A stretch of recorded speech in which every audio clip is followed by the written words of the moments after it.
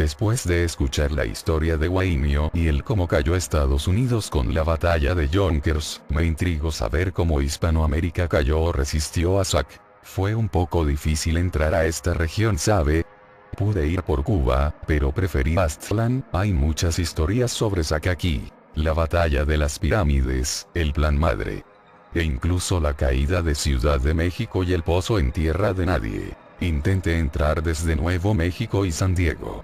No fue posible. Incluso hablando con guardias de ambos lados y sacándoles el billete, fue imposible. Después por los lugareños supe que el ejército aztlanteca y el estadounidense están en el desierto de Sonora y Chihuahua limpiando a los muertos remanentes, además de la presencia de disidentes políticos armados allí. Y bueno, recurrí a otros métodos para ingresar a Aztlán.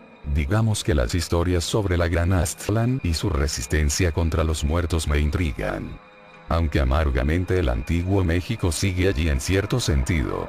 Bandidos, retenes del ejército aztlanteca, mercenarios, disidentes políticos, guerrillas socialistas zapatistas, guerrillas de extrema derecha villistas, vaya, incluso hay traficantes aún. El gobierno de Aztlán aún no tiene el control de casi todo el país. Apenas en mi viaje hacia su humilde morada me enteré de ello. En el exterior no llega todo, ¿sabe?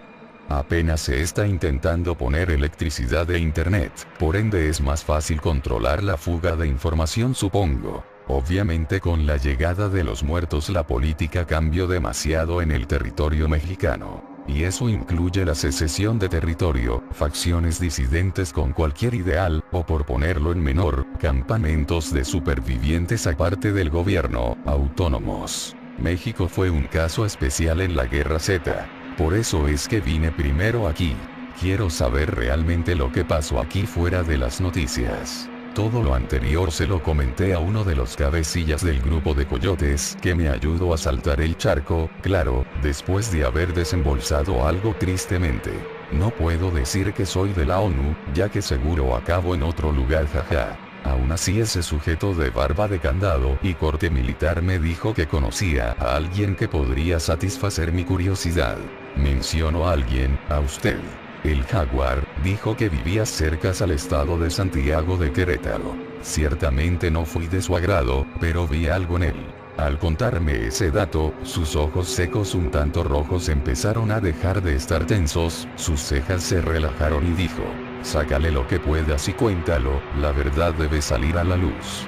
Simplemente asentí con la cabeza y él dio la orden de que me sacaran de su casa en un barrio bajo de Nuevo León. Después uno de sus hombres me entregó una hoja de un cuaderno escolar con la dirección de usted. Por motivos obvios esta permanecerá confidencial. No detallaré mucho el viaje. Solo que fueron muchos retenes, unos 3 autobuses y un pequeño tramo en tren, junto a horas de caminata a su humilde morada, señor.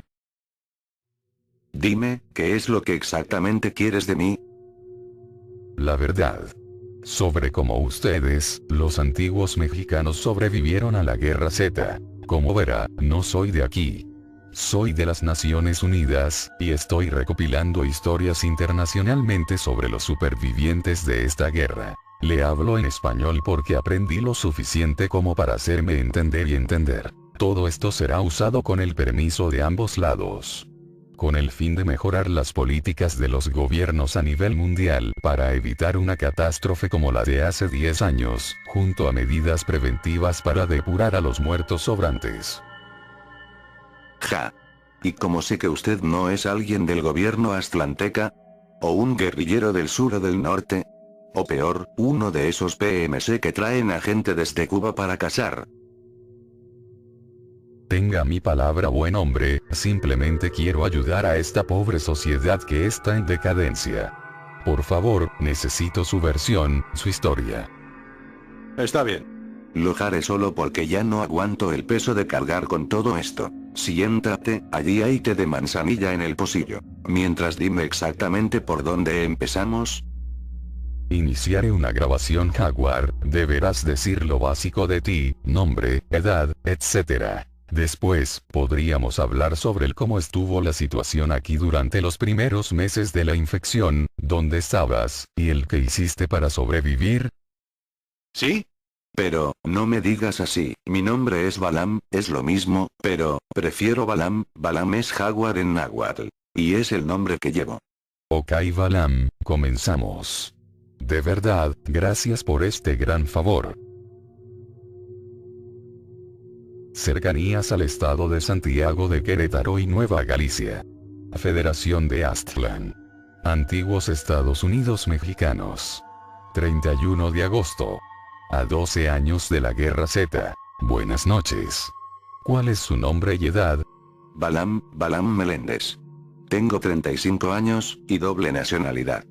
Soy mexicano de nacimiento, aunque ahora se nos llama aztlantecas.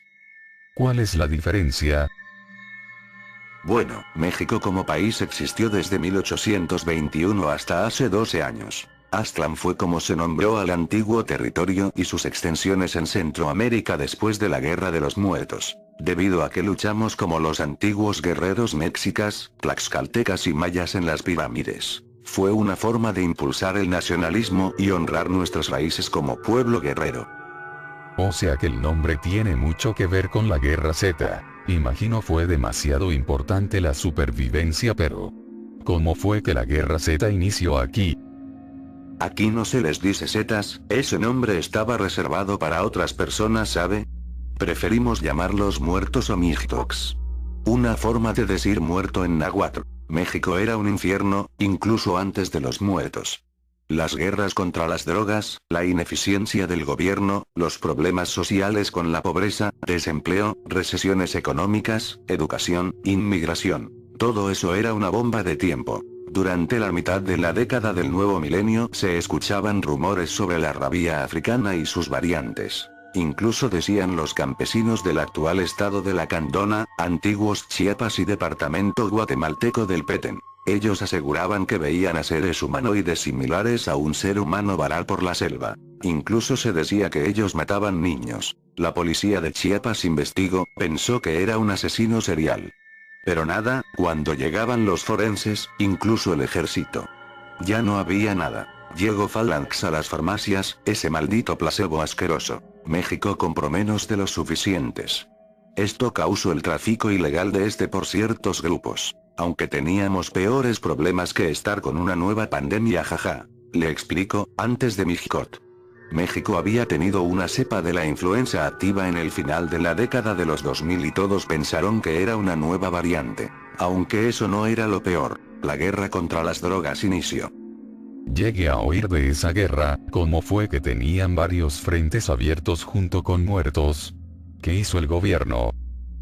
Bueno señor. En México hay algo llamado cortina de humo, una forma de tergiversar y opacar lo real con algo no tan feo y que apacare toda la luz. La forma en la que se encubrió a los podridos fue hacerlos pasar como víctimas de la guerra contra las drogas. Suena feo, pero era mejor eso que decir que los muertos que no mueren ni aunque les cortes la cabeza están reviviendo, ¿no? Lo digo así porque, yo estuve allí. Usted era policía. Reportero. Era de las fuerzas especiales del ejército mexicano.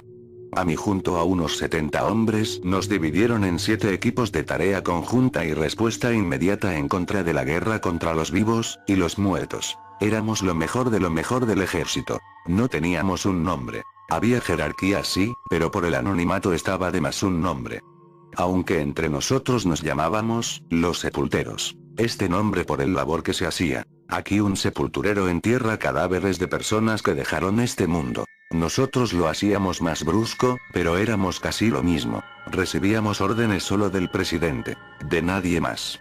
Nos encargábamos de limpiar los muertos y atar los cabos sueltos que había entre ellos. Aún recuerdo la primera misión. Me había comisionado a la Fuerza de Tarea Especial, borraron mi nombre de todo sistema militar, educativo, vaya, incluso de la base de datos de nacimiento. No podíamos hablarlos por nuestro nombre, si lo hacíamos era baja inmediata, de todo. No se permitía la fuga de información, al ser un caso de seguridad nacional. Cuando me dieron esta información me hicieron firmar varios papeles, no pude leerlos siéndole sincero. Igual me quitaron mis objetos de valor y confiscaron mis documentos. Seguido por atrás me pusieron una bolsa en la cabeza y me subieron a un auto. No podía ver ni oír nada, solo sentía como me movía de un lado a otro por los baches, supe que iba en un camino rural y de tierra por los movimientos bruscos entre la suspensión del auto y el asiento donde brincaba. El auto se detuvo, no supe cuánto tiempo pasé allí, podría decirse que 1 hora más o menos. No tengo idea. Me quitaron la bolsa unos sujetos enmascarados con pasamontañas y uniformes azul marino, tipo overoles. Puedo jurar escucharlos hablar en inglés un poco. Nuestra interacción fue rápida, solo me sacaron del auto y llevaron a una casa en ruinas en medio del bosque. Estábamos en la mitad de la sierra. Había un poco de escarcha y agua-nieve en el piso. Y un frío infernal. Estaba casi todo oscuro, exceptuando que había unos quinqueles y candiles afocando. Allí estaban los que serían mis compañeros. Sujetos altos, bajos, de estatura promedio. Morenos, blancos, mulatos, indígenas. Había de todo. Un sujeto de baja estatura de tez morena se me acercó y me dio una bolsa negra, un poco pesada. Allí venía una nota que decía uniforme EPTAM modelo T5.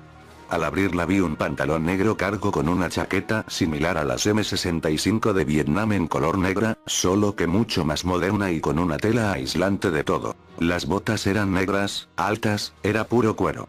Ni siquiera un cuchillo podía rasgarlas. A un lado había un pasamontañas negro, que solo dejaba ver nuestros ojos, un casco, un chaleco antibalas negro y una máscara de gas un tanto tosca. Allí realmente me puse a pensar en qué mierda me habían metido y qué clase de trabajo tenía que hacer. Un sujeto moreno se acercó a mí y me dijo que todo esto me lo debía de poner rápido.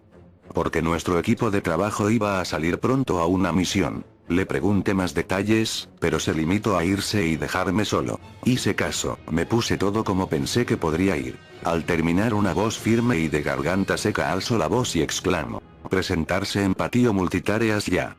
Fui rápido, lo más rápido que pude. No te mentiré, estaba con mucho miedo.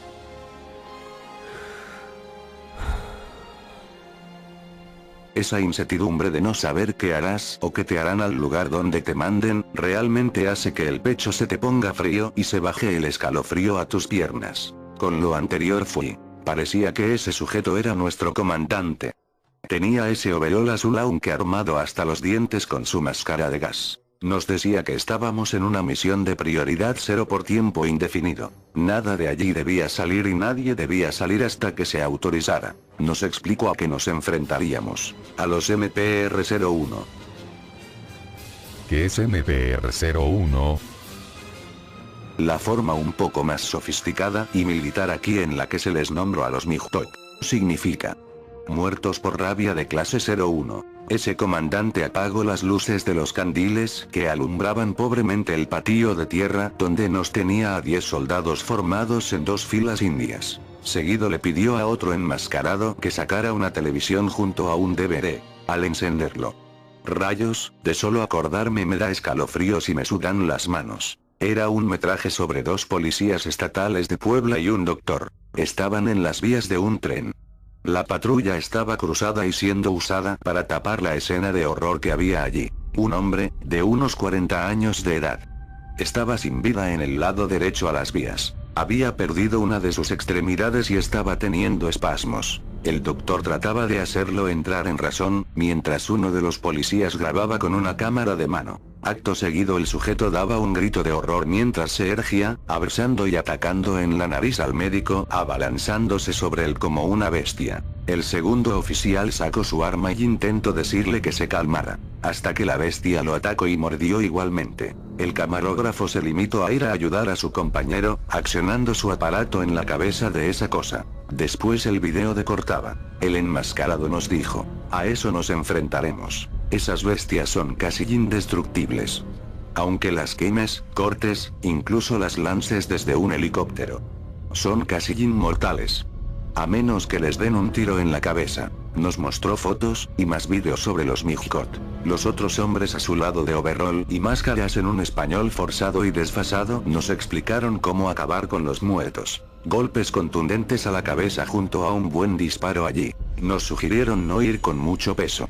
Y evitar los lugares cerrados a toda costa. A los seres humanos revisarles los ojos con una linterna, para detectar ciertos patrones de infección. Y más cosas, que prefiero llevarme a la tumba. Nos encomendaron a Dios y se fueron a una carpa improvisada. El comandante nos dio la orden de tomar una versión carabina del fusil FX-05 Xicoatl modificada con accesorios tácticos, una pistola de cargo Beretta M9 y 5 cargadores de 30 balas para el fusil. Partimos en la noche, ni siquiera sé qué hora era, al no haber siquiera luna llena el lugar era oscuro. Nos limitábamos a forzar la vista en la oscuridad. Nos vendrían a dejar unas camionetas Cheyenne de doble cabina para movernos. ¿No tenían visión nocturna? ¿O miras infrarrojas o de calor? Tengo entendido que a los escuadrones ALPA que depuraban a los muertos en los Estados Unidos, les dieron ese equipo para luchar contra SAC, aunque sea para que vieran en la oscuridad. Ja, eso solo las usaban los gringos, tenían hasta para sus tropas regulares en esa época. El presupuesto aquí que se destinaba a comprar material bélico para las fuerzas armadas desaparecían de la nada, usted me entiende, ¿verdad? Lo poco que se destinó a equipo fue para la lucha contra las drogas, eso incluye miras como las que menciona. Aún así, las pocas que estaban en México las usaban en contra de los grupos armados de drogas. Por ende, nosotros íbamos desnudos, por así decirlo. En fin, prosigo. Pasados unos 10 minutos salieron de la oscuridad del bosque otros enmascarados conduciendo unas camionetas Cheyenne, las aparcaron en el patio para seguido desaparecer en la oscuridad. Subimos y partimos. La misión no era clara como tal. La orden era salir del campamento. Al ser 10 hombres nos ordenaron distribuirnos. En ese momento nadie sabía quién era su compañero, o siquiera los rangos. A cada uno nos dieron antes de eso una plática en privado sobre nuestras funciones. Por ende entre todos acordamos que 3 hombres irían en cada cajuela, 2 de conductores y 2 artilleros en la torreta con una FN Mac. La verdad no se veía nada, ni sé cómo nuestro conductor veía en la oscuridad. No permitieron encender las luces. Le recuerdo que teníamos una guerra civil. Si no nos atacaban los muertos, serían otras personas. Así que íbamos a oscuras. Todo se tambaleaba y el miedo persistía. Nadie quería hablar, ni siquiera yo. Por radio nos informaron a medio camino saliendo de la sierra que debíamos ir a una aldea cerca a la sierra, allí habían visto a un Mijcot. Nos dieron el informe del lugar y el cómo estaba distribuido. Parecía que solo vivían unos 30 pobladores, no hablaban español. Eran indígenas. Aún así al comandante le preocupó que los muertos arrasaran con ellos y fueran 30 grandes problemas. Nos dieron la orden de encender las luces al entroncar con los caminos de terracería de ir a todo lo que podía esta cosa para llegar allí. Al ser un camino rural a baches. Jaja, al gobierno nunca le importa pavimentar esos lugares olvidados por Dios, ¿sabe? Solo se limitaba a estar en las zonas céntricas, el resto de la población vivía aunque eso facilitó movernos. Solo había animales viéndonos pasar, nadie más. Éramos unos desconocidos para la madre naturaleza de ese lugar. A los 20 minutos empezamos a ver desde la lejanía las luces tenues de la aldea. Las cruces, creo así le decían. Al acercarnos más, y más. Veíamos antorchas y un poste de madera prendido fuego. La gente gritaba en su lengua con miedo eufórico. Aparcamos en la entrada y bajamos lo más rápido que pudimos. El artillero disparó unas ráfagas al piso para disipar la multitud. Yo di seguridad cerca a una casa de adobe. Había mucha sangre seca junto a un palo de madera ensangrentado. Dentro de la casa se escuchaban gemidos. No, no es clase de gemidos. Gemidos de dolor, de agonía. Alerté a uno de mis compañeros lo que escuché y procedimos a ingresar a ver, el resto se quedó a ver qué estaba pasando en el exterior. Allí dentro estaba oscuro. Prendimos la lámpara de nuestra carabina y afocamos a todos lados y mierda. Ese lugar parecía un cuarto de tortura, sangre, herramientas, un olor putrefacto. Todo eso era casi nada comparado a lo que estaba en el piso. Era un hombre, de unos 30 años aproximadamente. Él estaba en un estado. No sé cómo explicarlo. Simplemente estaba encadenado y sus trapos que usaba como ropa llenos de manchas cafés y rojas. Aunque tenía esa mirada característica de los Mijcot. Balbuceaba cosas, no entendíamos nada mi compañero y yo. Solo quedamos atónitos mirando cómo se retorcía y tenía espasmos en el rostro mientras salía algo negro de sus fosas nasales. La escena fue cortada de tajo por un disparo ensordecedor que acabó con el sufrimiento de ese hombre. Era uno de mis compañeros, qué bueno. Poco después me enteré que era el representante de nosotros ante el comandante. Parece ser que en las charlas que nos dieron en privado él fue elegido para representarnos. Ni idea de cuándo lo eligieron o votamos por él. En ese momento no lo sabía. Él solo me dio un pequeño golpe en el brazo derecho diciendo que debía aterrizar los pies en la tierra. Seguido entro para limpiar la habitación. Se escucharon otras 2 detonaciones. Para no hacérselo largo, más de la mitad de la aldea estaba infectada por los Mijkot. Los remanentes de los pobladores estaban tan asustados que rezaban en su idioma, e incluso uno entró en delirio de persecución que terminó con todo. Afortunadamente no tuvimos bajas. Pero, ese día liquidamos todo lo que se movía. Nos dieron la orden. Al terminar con los Mijkot, dimos parte al mando, y uno de esos tipos con su español desfasado y forzado nos dijo que acabáramos de ambas partes. No debía haber cabos sueltos. Está bien, se comprende. Imagino no debió ser fácil tomar decisiones como esa. Si menciona usted que eso fue antes del Gran Pánico y antes de que se supiera del placebo. Debió tener muchas misiones similares. En verdad, mi más sincero respeto a usted y su equipo, aunque retomando con su profesión. Por lo que menciona, ustedes los mexicanos tenían una especie de escuadrones alfa similares a los que el ejército estadounidense usaba antes del Gran Pánico. ¿Cómo se desarrolló esto de los sepultureros? Así, éramos similar a esos escuadrones alfa. La diferencia es que combatíamos 2 amenazas. Los Mijkot y a las drogas. Cuando no liquidábamos Mijkot errantes en los bosques cercanos al poniente de la capital, íbamos a los focos rojos de la guerra a hacer operaciones quirúrgicas. Incluso puedo decirle que los Mijkot que depurábamos los hacíamos pasar como víctimas o agresores de la guerra contra los carteles. Una cosa por otra no. Allí entró la cortina de humo. La verdad es que no duramos mucho operando. Diría que unos 6 o 7 meses aproximadamente. Aquí las noticias sobre los muertos vivientes llegaron un poco tarde. Y la forma en que el gobierno se dio cuenta fue por casos ya cercas a las capitales de los estados sureños y porque la gente decía rumores sobre nahuales comedores de humanos. Allí fue donde nosotros intervenimos y hicimos nuestro amargo trabajo que de nada sirvió al final. ¿Cómo llegó la infección a México? Inmigración. Es lo que más puede ser la causa probable, señor. Muchos centroamericanos, sudacas, europeos, asiáticos, incluso africanos.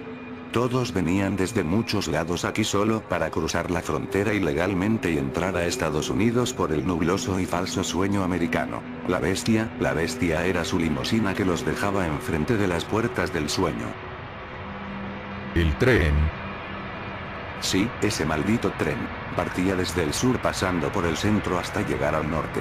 Allí en el sur, fue donde las personas antes mencionadas lo tomaban para llegar a sus destinos. No dudo que alguno de esos pobres hombres fuera infectado y en su paso estuviera infectando a todos. Se hizo ese efecto dominó. Le pongo este ejemplo. Un venezolano salía de su país, cruzaba Colombia, la selva panameña del Darién, más de 3 países centroamericanos, casi toda la totalidad de México y llegaba a Estados Unidos. Ahora asume si este inmigrante, independientemente de dónde saliera, estaba infectado con la rabia africana. ¿A cuántos de sus compatriotas habrá infectado antes de partir? ¿A cuántos infectó en los países de paso? ¿A cuántos infectó en mi México? ¿Y cuántos de todos los anteriores llegaron a su país? Por lo mismo ustedes y nosotros, los gringos y mexicanos, nos contagiaron por varios frentes. Inmigración, tráfico de órganos, turistas, refugiados, e incluso por phalanx. ¿Por qué por el placebo? Si su efecto era nulo. Al ellos pensar que estaban a salvo puede que hayan ido a varios sitios y se hayan infectado o contagiado por X o Y razón, aunque desconozco cómo funciona la transmisión del virus más allá de las mordidas y fluidos corporales. Puede que por eso último se haya contagiado una parte del mundo. Bueno, ahora no importa eso. Ya lo que pasó pasó. Y por eso usted está aquí. Para concientizar que algo como esto no pase jamás. Balam, ¿cómo cayó México? El gran pánico como se sintió aquí. Las televisoras estadounidenses estaban a todo lo que daba informando sobre los brotes en Los Ángeles, El Paso, Yonkers. Antes de Yonkers se televisó como los muertos venían desde Ciudad Juárez y mordían a todos los que estaban en el cruce. Igual se transmitió algo desde Ciudad de México después de Yonkers. Recuerdo que era un fragmento de vídeo de los cazas F-5 de la Fuerza Aérea Mexicana bombardeando carreteras y edificios. Pero, ¿por qué llegaron a tal extremo en menos de unas semanas? Por poner el ejemplo, Chile usó el napalm hasta el punto medio de la guerra contra SAC.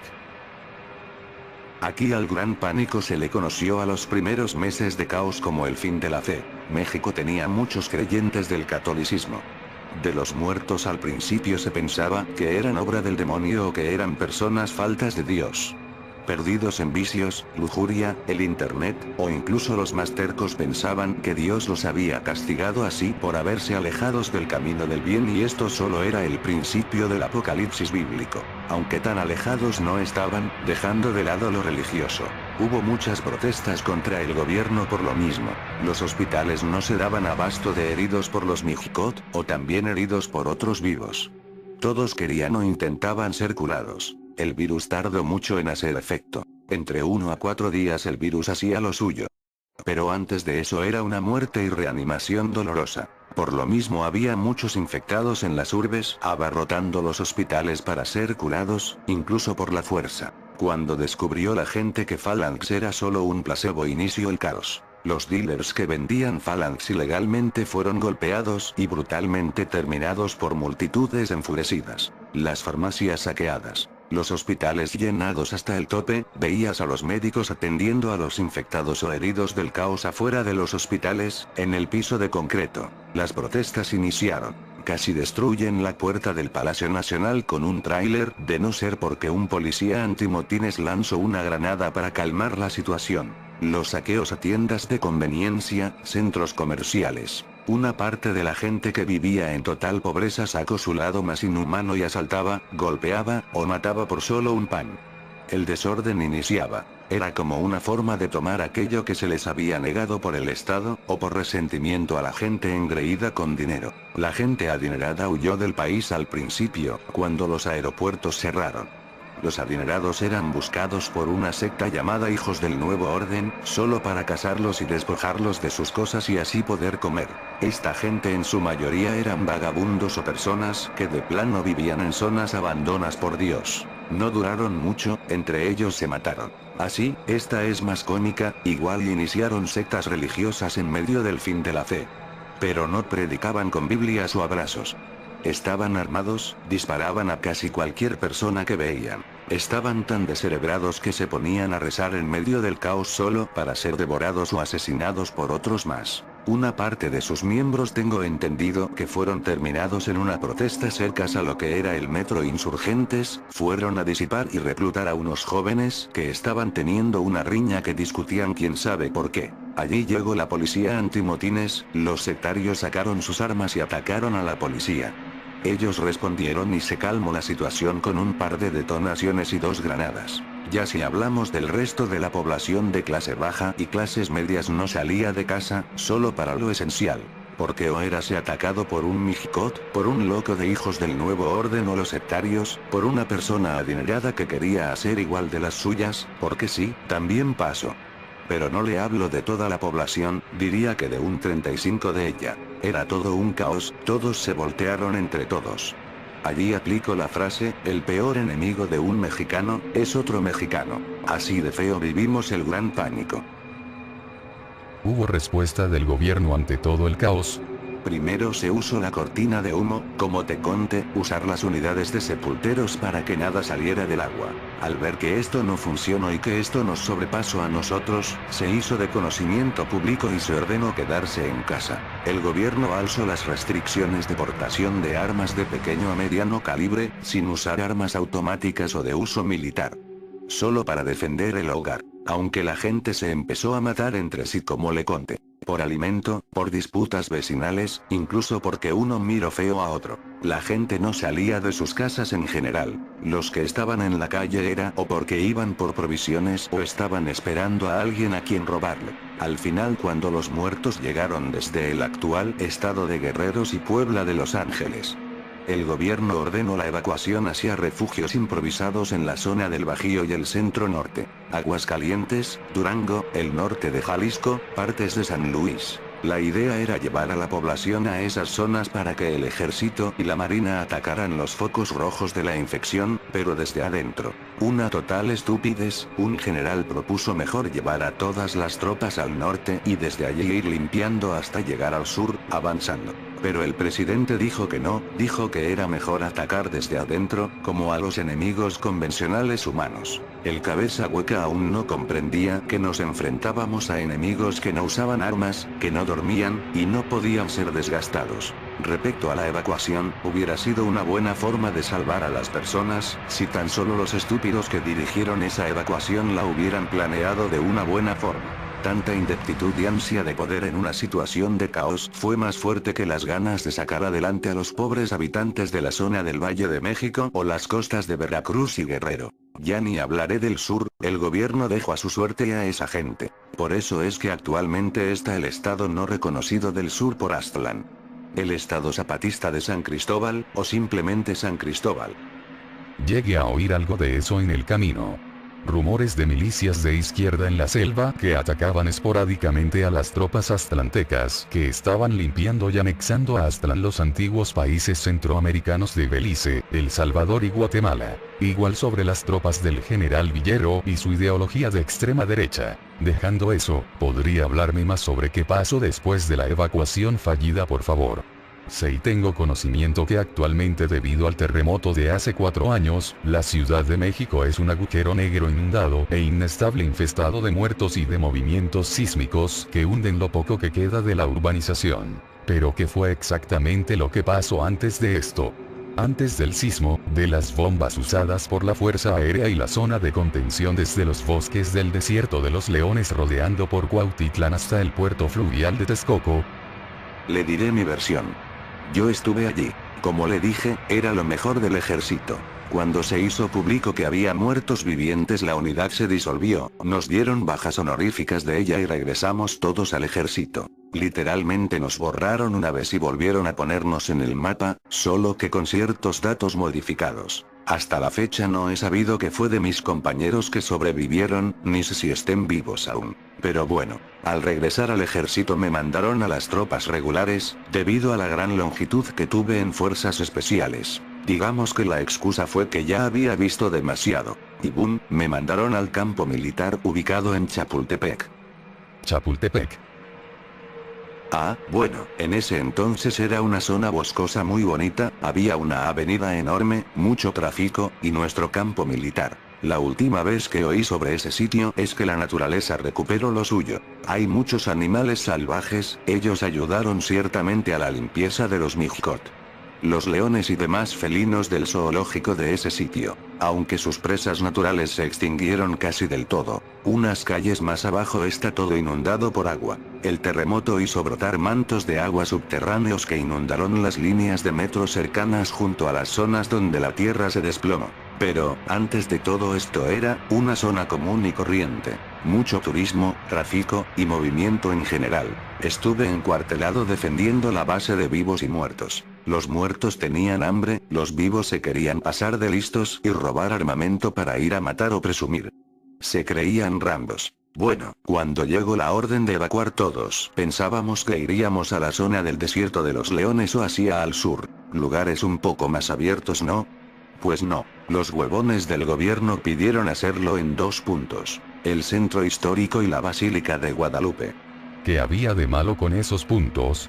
Eran demasiado céntricos y estaban hasta arriba de pura banda. Tan siquiera en los primeros días del Gran Pánico, llegaron muchos peregrinos y feligreses a la basílica. Como le dije, la religión jugó un mal papel en este conflicto. La gente llevaba a sus enfermos a la basílica para que el padre los bendijera y pudieran curarse con rezos. Pensaban que era obra del mal. Incluso se hacía exorcismos amateur muy caros. La gente que iba a ese sitio no solo era del Valle de México. Venía de norte, sur, oeste, este. Incluso de otros países, jaja. ¿Sabe qué significó eso? Un mayor foco de infección.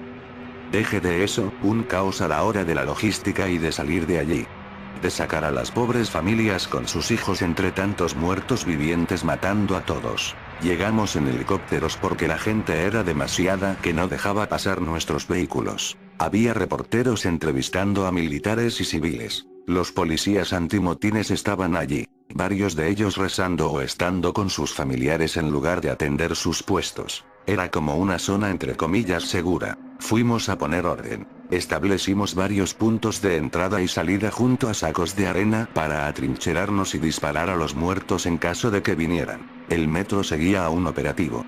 Teníamos puestos de control en la salida de 4 estaciones de metro cercanas. Traíamos máscaras antigas, vaya, también vehículos blindados. Nada de eso sirvió, jaja. Las máscaras de gas un poco ciertamente. Al menos a mí sí me hizo sobrevivir a un muerto que me atacó. Mire, ese lugar era un caos. Veías a madre llorando por sus hijos en el piso, a niños preguntándote dónde estaba su mamita, a jóvenes intentando conseguir armas para defenderse porque iban a ir a buscar a sus familias, hombres levantando barricadas y refugios improvisados para proteger a sus familias. También estaba lo peor de lo peor, ladrones, secuestradores, incluso escuché el testimonio de una mujer que había sido. Bueno, ya te imaginarás. Pasé allí muy poco tiempo, solo 2 días y una noche. Al terminar la primera noche nos ordenaron evacuar a la gente en autobuses de la red de transporte de pasajeros de la capital. La RTPC. También en autobuses policiales o camiones militares. Se supone iríamos al norte por las autopistas del poniente y norte. Pero todo se fue a la mierda. Misteriosamente y un poco coincidente. Inició la infección. ¿No se supone había ya personas con el virus de la rabia esperando a eclosionar y despertar? Sí, antes que llegáramos nosotros. Al llegar, bueno, con todo el peso del mundo y bajo una famosa cortina de humo, nos llevamos a sus enfermos, sin familias. No éramos tan crueles. Dijimos que teníamos médicos militares, que sí era cierto. Solo que dijimos que ellos iban a revisarlos. Esa fue la mentira. Los Mijkot que habían despertado fueron amordazados de sus extremidades con lazos, les tapamos la cabeza con una bolsa. Los que aún no despertaban les hicieron lo mismo. Los llevaron en el metro a todos durante la noche. Creo los llevaron a la zona de Ecatepec y fueron exterminados. Así fue como nos libramos de ese problema sin despertar la atención. ¿Tú fuiste allí? No, yo me quedé en el perímetro de la iglesia. Estaba descansando. Pero tuve conocimiento de ello porque un operador de radio me lo informó. Todos los soldados debíamos saber de ese plan, para en caso de que nos preguntaran, responder lo mismo. ¿Cuál fue el problema de la evacuación? Ya no teníamos infectados, no que pensábamos. Ni siquiera sabemos cómo pasó todo a ciencia cierta. Solo sé que la primera hora subiendo a la gente en autobuses estuvo tranquila, exceptuando unos cuantos hijos de la chingada que buscaban subirse primero. De allí en fuera, como digo, la primera hora estuvo relajada. Recibíamos a los feligreses que estaban en el atrio de la basílica y a la gente que venía desde los alrededores para ser evacuada. Teníamos órdenes de llevarlos a todos y cuantos pudiéramos. Joder, solo queríamos rescatar hasta a los vagabundos. Ya no queríamos más muerte, ni matar más. Pero eso fue inevitable. Una mujer en medio de la fila 8 hacia al norte empezó a gritar. Una chica de unos 18 años estaba mordiendo y despellejando a un adulto mayor en mitad de toda la gente. La multitud actuó con miedo esperable y empezaron a empujarse entre todos. Allí la chica se levantó y atacó a la mujer del principio. El adulto mayor eclosionó con su infección muy rápido y atacó a un oficial de la policía. No pudimos reaccionar a tiempo. El virus parecía que había mutado y muy poco tiempo ya con solo una mordida boom, te infectabas y estabas errático, sume los fluidos. Yo estaba en una pequeña torre improvisada en una de las entradas que daba a la calzada de los misterios, desde allí lo vi todo. Los conductores entraron en paranoia y arrancaron lo más rápido que pudieron, atropellando gente, soldados y policías. Otros abrieron sus puertas para subir a la poca o mucha gente que pudiera subir. Otros se quedaron encerrados con sus unidades en medio del caos. La gente quería subirse y de tanta multitud acabaron tumbando un autobús. Los soldados cercanos fueron abrumados por tanta multitud que fueron empujados o golpeados para robarles sus armas. Y de los policías ni se diga. Una parte de ellos abandonó sus puestos. Los muertos fueron un porcentaje, las personas el resto. Rápidamente los efectivos de las orillas fueron a contener a la pila de muertos que estaban dentro del atrio. No sabíamos de dónde salieron tantos, si solo eran unos 3 aproximadamente. Ah, ahora que lo recuerdo, dentro de la basílica se practican esos exorcismos amateur, puede que algún obispo o padre haya escondido a unos cuantos infectados para según sacarles su embrujo y bueno, los escondieron tal vez muy bien que seguro salieron ya infectados en medio de la evacuación y en eso todo. No lo sé, maldita sea. No encuentro una razón del por qué todo salió mal.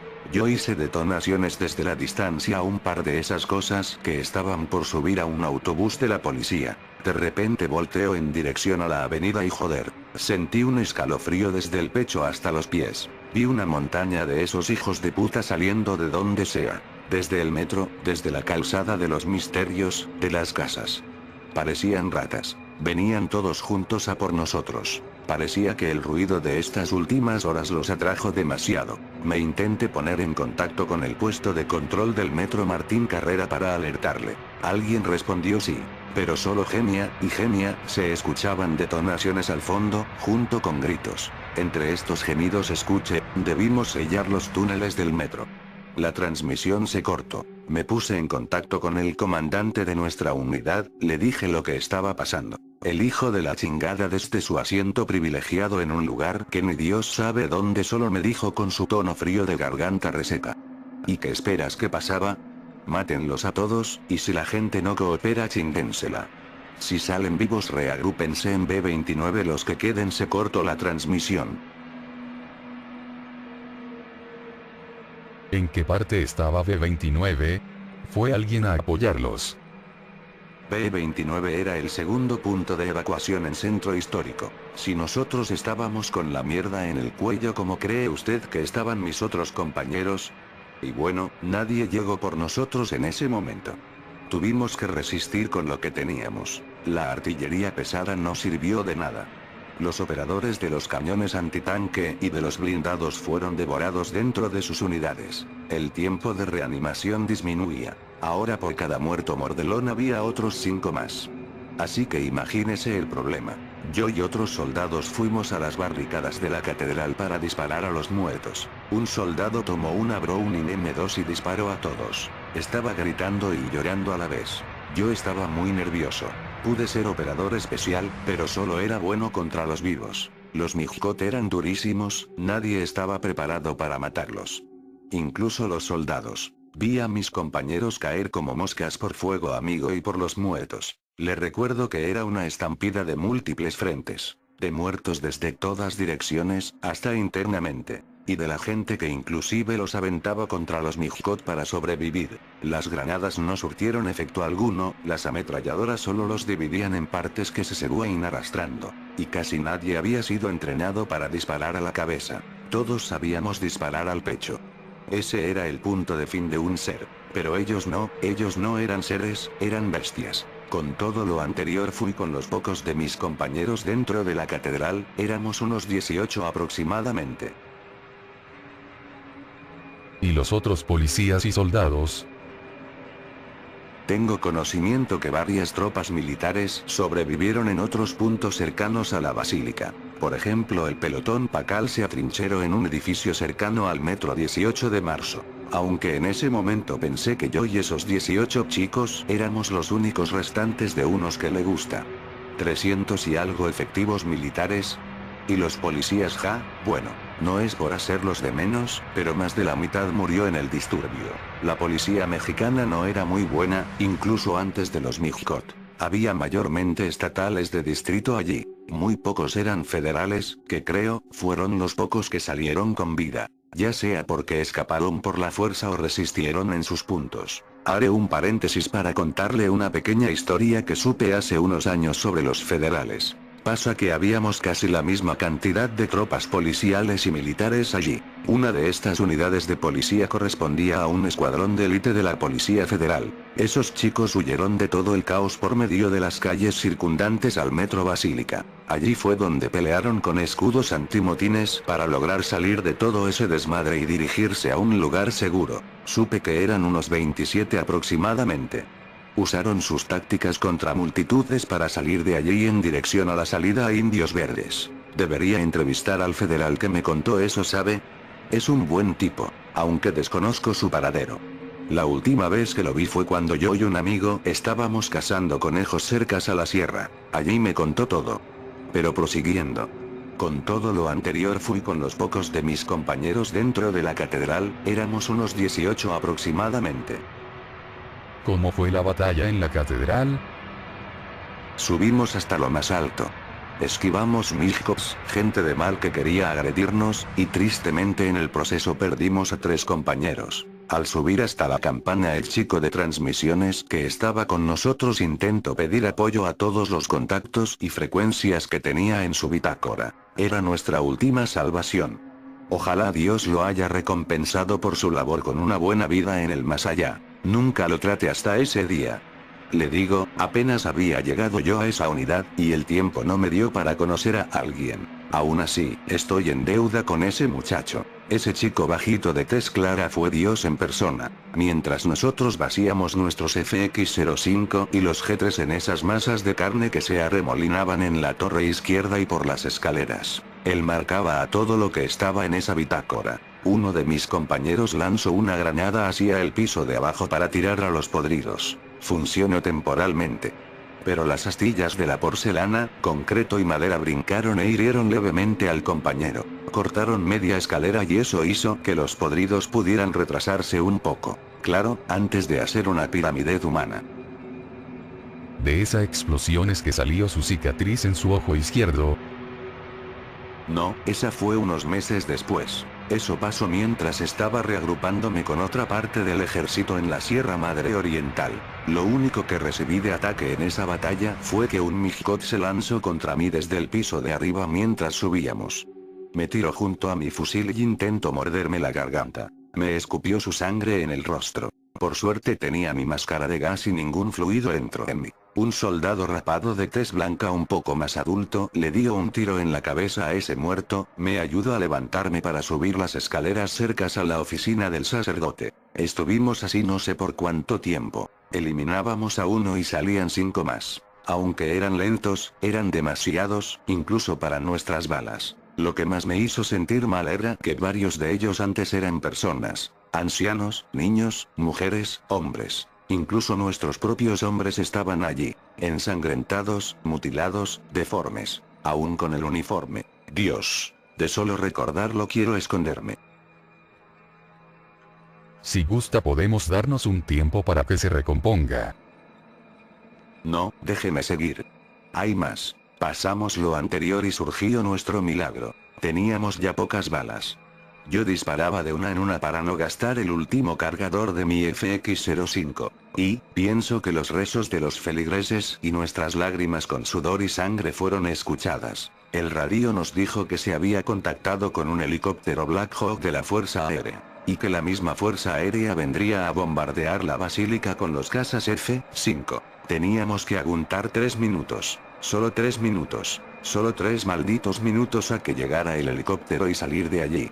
Ya para ese entonces de los 18 soldados, quedábamos 11. Un sargento de tez morena que estaba con nosotros se puso hasta el frente. Y con toda la valentía que he visto en mi vida y todos los huevos del mundo empezó a patear a los Mishkot por el balcón. Les pegaba con su G3 sin munición. Los golpeaba y tiraba por donde pudiese. Fue nuestro otro salvador. Al el ser muy alto podía con casi todos. Aunque creo que sus emociones lo traicionaron. ¿A quién no? Todos teníamos miedo a más no poder. Sin pena le digo, yo sentía muy caliente la zona de la entrepierna. Me había orinado del miedo. El sargento dejó de luchar cuando salieron desde abajo 2 podridos con uniformes militares. Uno sin los cachetes y otro con el casco colgando de su cuello dejando ver una herida en su cabeza. Creo el sargento los conocía. Simplemente gritó un fuerte no. Y esos 2 lo tomaron de las piernas y cayó hasta el patio de la iglesia. Por pura mala o buena suerte llegó el helicóptero. Venía solo con un artillero con una ametralladora minigun y sus 2 pilotos. Nos dijeron que subiéramos todos, que hasta nos fuéramos dentro de la cabina pero que brincáramos rápido. Literalmente fue saltar desde el campanario hasta el helicóptero. Una distancia de aproximadamente 1 metro. Subimos casi todos, excepto 2 soldados que quedaron rezagados y fueron tomados por los muertos. Uno de ellos nuestro operador de radio. El artillero disparaba a todo lo que se movía, los muertos igual querían colgarse del helicóptero y él los pateaba con la bota. El ruido ensordecedor de la ametralladora tubular me dejó con un pitido en los oídos muy profundo, como un tic-tac de un reloj. Al final pudimos salir victoriosos amargamente de ese sitio. Los pilotos nos comentaron que nos localizaron gracias a nuestro operador de radio y las bengalas que él desplegó. Fue un salvador. Gracias a él sobrevivimos. Rayos, su historia sobre la evacuación en la basílica me dejó asombrado y con un nudo en la garganta. No creía, hasta ahorita, que realmente el pánico colectivo generara tanto caos y arrasara con todo. El cómo cuentas ese sufrimiento. Dios, siento mucha tristeza. Al menos usted, varios soldados y policías pudieron salir de allí. Imagino hubo más evacuaciones en México, dejando de lado las 2 que mencionaste. Las otras evacuaciones se llevaron a cabo en las ciudades costeras de ambos océanos. Esas salieron sin tanto problema al ser menos gente y espacios más abiertos. Las ciudades de mediana importancia o cercanas a la capital fueron evacuadas aparte, salvo la evacuación de B-18 y B-7. El resto salieron normal entre muchas comillas, con incidentes típicos de una situación así. B-18 era la ciudad de Lerma, en el Estado de México. Fue un poco desastrosa porque tuvieron que recibir a los refugiados que venían saliendo de Ciudad de México por la autopista Poniente México-Toluca. Con ello venían algunos Mijicot. B-7 era Uruapan, Michoacán. Cuando el ejército llegó allí era una zona fantasma repleta de mijos. Los habitantes se habían ido a esconder al monte, y no tenían ganas de irse con el gobierno. Echaron violentamente a los soldados y a la policía de allí. ¿Razones? Quizás por la desconfianza hacia la efectividad del gobierno en torno a seguridad. En fin. Sabrá quién sabe quién que fue de ellos. En cuanto yo y mis compañeros salimos de Ciudad de México, llegaron los F-5 y bombardearon la basílica y las líneas de metro cercanas. Para enterrar a los Mijicot en los túneles. Aunque eso no funcionó mucho. El ruido atrajo a más Mijicots que avanzaron hacia el sur y centro de la ciudad, infectando y llenando a más no poder esas zonas. En ese momento no se sabía, porque el ejército se negó a mandar a más tropas a la ciudad y optó por bombardear en toda la década la ciudad, con el fin de ir eliminando a los infectados. De allí nació la idea de hacer una especie de basurero de Mijicos. Se usó las zonas cercanas a los pedregales de San Ángel como lugar. Se bombardeó con artillería para dejarla limpia de toda edificación. En sus retos, se aventaban los cuerpos de los Mijicos que depuraban en las cercanías de los lugares aledaños, y otros estados. No obstante, debido a los bombardeos en toda la ciudad en general, causó que el movimiento sísmico aumentara y se diera un sismo enorme, incluso peor que el del 85. Por los bombardeos el suelo estaba inestable, y boom. Todo el centro y oriente está ahora bajo el agua. El viejo lago de Texcoco se expandió. Esto debido a que se acumulaba el agua de lluvias, los mantos acuíferos bajo tierra, los ríos entubados, y sobre todo las aguas residuales. Por eso fue que poco a poco se fue y sigue llenándose esa zona del centro de agua. Está un poco más grande que cuando existía Tenochtitlán. No fue hasta apenas 4 años que el ejército aztlanteca aseguró los bosques del poniente y estableció una base avanzada en los pueblos cercanos que, literalmente, se vio la gravedad de las cosas. Se decidió ir a echar un vistazo a ver si los bombardeos funcionaron. Desde helicópteros se veía una pequeña parte. La realidad es que los edificios o sus restos estaban plagados de Mijicos. Incluso las casas pequeñas tenían de 7 a 10 Mijicos. Por lo mismo es que se hizo ese cerco en torno a lo que quedaba de la ciudad. Está prohibido ingresar más allá de lo que era Santa Fe y los pueblos de Álvaro Obregón. Se optó por no limpiar a los Mijicos de allí, sino dejarlos en reposo. Si alguno llegara a escapar. Hay puntos de seguridad en los bosques del poniente y Ciudad Universitaria para detenerlos. Cada tanto ilegalmente hay mercenarios, en parte cubanos, dedicados a llevar a personas ricas de esa isla, a las zonas de Santa Fe y los pueblos grandes dentro de la zona roja. con el propósito de que estos hagan una especie de safari en los restos de la ciudad. Imagine esto. Una safari todo pagado a la selva llena de árboles caídos, con vegetación por doquier, donde puedes subir enormes subidas, esquivando piedras metálicas peligrosas, porque si das un paso en falso suena su remanente sonido y puede atraer a muchos animales salvajes que te comerán vivo. Esto cuidándote de la seguridad del cerco y de la fauna local. Muy atractivo, ¿no? ¿Cómo fue que sobrevivió a una década contra los muertos? Estuvo en la batalla de las pirámides. No, yo no estuve en esa pelea. No obstante, conocí a quienes sí. Le diré algo, señor. Algunas cosas se han borrado de mi mente a través de lagunas mentales, ¿sabe? Otras he preferido olvidarlas. Aún así, después de salir de la ciudad, me quedé con esos chicos de la catedral poco tiempo. Después nos reorganizaron en el denominado Plan Madre. Era un plan encargado de distribuir a la población sobreviviente en distintos puntos y asignarles un rol: seguridad, alimentos, exploradores, etcétera. Cabe aclarar que de la población sobreviviente, solo un cuarto estaba en estas zonas seguras. El resto se las vio negras para sobrevivir por su cuenta, con cargas pesadas como los bombardeos en las urbes, bandidos, la escasez de comida, los climas extremos, desde zonas nevadas y frías, épocas calurosas a más no poder, lluvias que duraban días y días. Esa gente que sobrevivió a eso, mis respetos.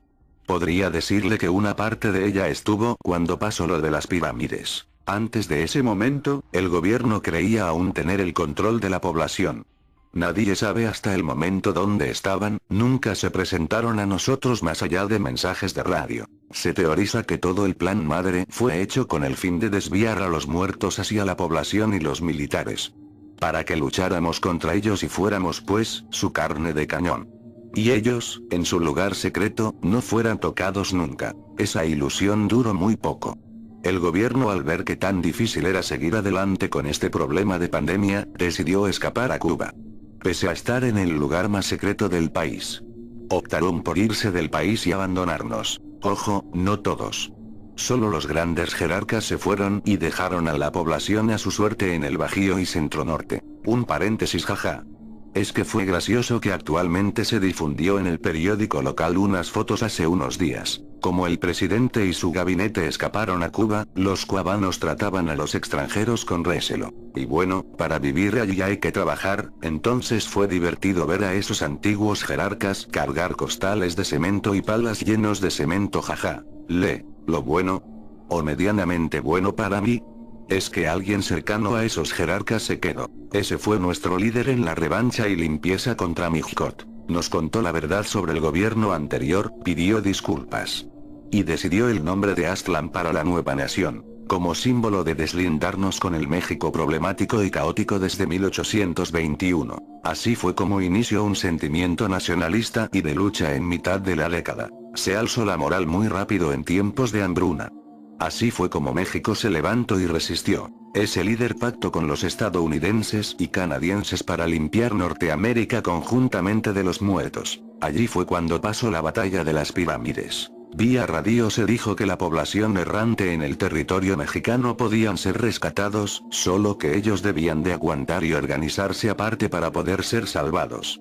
Fue de todo, civiles, militares, incluso ciertas personas que antes eran enemigos de los soldados. De allí se hizo la resistencia contra Mijcot, todos dejaron sus diferencias y por primera vez todo México luchó por un ideal: sobrevivir y mantener en pie nuestra historia. No claudicar. Se eligió la península de Yucatán para ello, también otros restos arqueológicos altos esparcidos por todo el país, o las grandes montañas como el Nevado de Toluca o las sierras. Para ese momento, yo estaba en una de las zonas seguras en la zona de Jesús María, en Aguascalientes. Llegué allí después de estar unos meses cerca a Monte Albán. Los remanentes de una parte de las Fuerzas Armadas se reubicaron allí para esperar órdenes, las cuales nunca llegaron. Así fue como llegaron las órdenes del nuevo gobierno justo antes de que nos volviéramos locos. Tomamos nuestras cosas mis camaradas y yo y llegamos a esa zona. Nos presentamos, contamos igual nuestras historias y nos contrató el nuevo gobierno como guardias de seguridad del perímetro de la zona segura de Jesús María. Fue tranquilo relativamente cuando se impulsó ese nacionalismo. No le diré mentiras, que yo luchaba contra millones de muertos y era Rambo. Al estar ya en un lugar seguro, mi trabajo era simplemente dar seguridad al perímetro, ir de cacería contra Mijkot cuando se requería. Y sobrevivir en época de austeridad. De verdad me encantó ver ese nacionalismo patrio entre todos por primera vez. Todo salió bien para mí y los míos. Doy gracias a Dios por ello. Por seguir vivo. Por darme la licencia de vida de no haber muerto en ese agujero negro de Ciudad de México. Tuve tanta suerte de poder llegar a ese lugar y no tener que enfrentarme por mucho tiempo más a los podridos. Ya estaba cansado de dormir entre los árboles como cuando estaba en fuerzas especiales. De tomar o comer cualquier cosa. Eso ya era muy frustrante para mí. El clima ni se diga. Súmele a la paranoia de que, ¿qué tal si mientras duermes un podrido te muerde? ¿Por qué mencionas que fue algo medianamente bueno la llegada del nuevo gobierno? Digo, el anterior era digamos, un desastre que venía desde la época post-revolucionaria de 1910.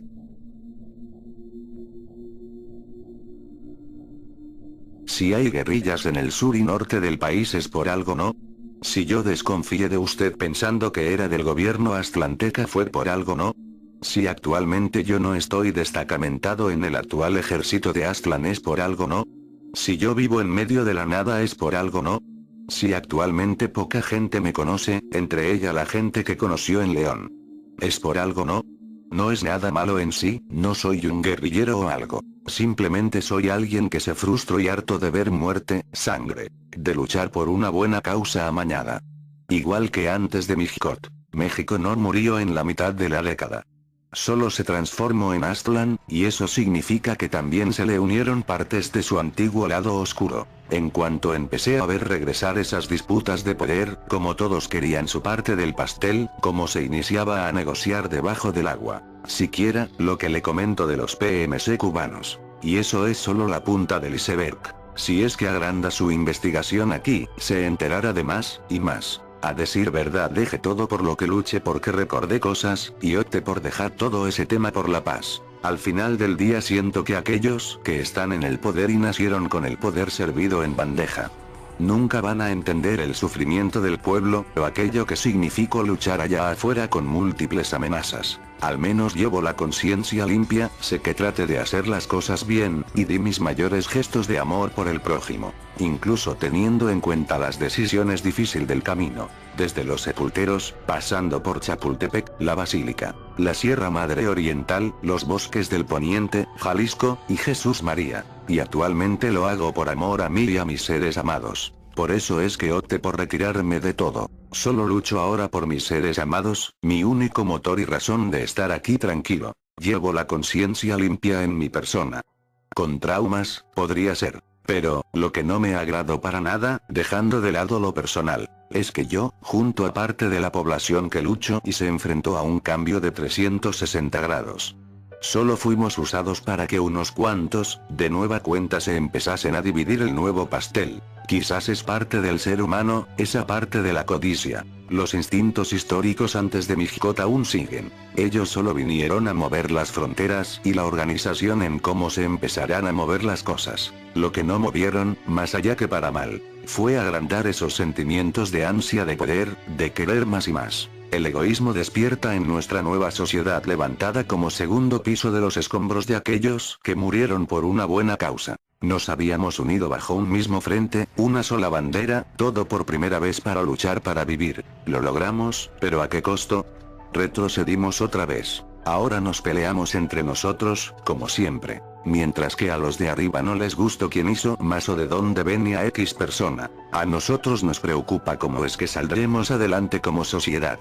No es grato leer el periódico y ver que un jefe distrital o comisario de municipio empiece a salir con sus jaladas de llevarle la contraria porque si al otro, de ver cómo hubo peleas a palabras y casi golpes en el Congreso galiciense solo porque todos se frustraron porque uno dijo algo. No hay muchos hospitales, los doctores son más escasos que ver un teporingo. La economía se mantiene firme solo por el poco comercio local. ¿Qué hay de la educación? El gobierno se concentró más en anexar Centroamérica que en darnos una respuesta del cómo es que ahora progresaremos como sociedad. Solo inicio a cobrarle a la gente impuestos por casi todo, como antes jaja. Y a pesar de eso no hay como tal aún una base cimentada o planeada del que se hará con Aztlan, o siquiera su gente. Tal vez sí se está planeando una reconstrucción, pero es muy temprano para que podamos verla. ¿O es que todo regresará como antes? Si planeara atacar a los bandidos malhechores ahora sí de verdad. No lo sé, creo que eso no lo veré yo, quizás mis hijos o nietos. Pero de lo que estoy seguro, es que hice lo mejor para mí, y una parte de la sociedad, para que sobreviviéramos a la tempestad. Eso es lo que importa, supongo.